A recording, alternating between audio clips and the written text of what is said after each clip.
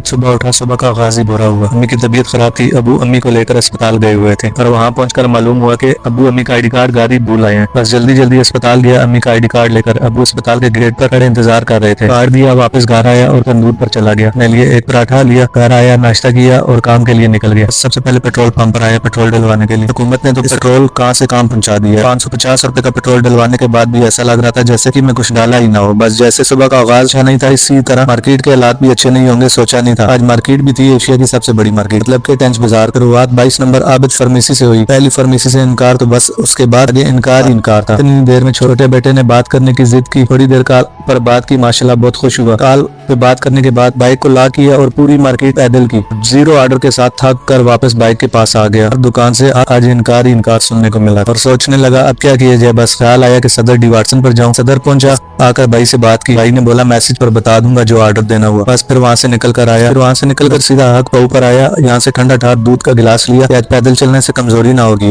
यहाँ से दूध पिया और दूध पीकर सीधा घर की तरफ जा रहा था। रास्ते में ही नमाज का वक्त हो गया। सोचा नमाज पढ़ कर ही घर जाऊं। बाइक लगाई, नमाज पढ़ी, इसके बाद वहीं पर थोड़ी देर बैठ गया। आज का दिन बहुत ही बुरा रहा काम के एतबार से।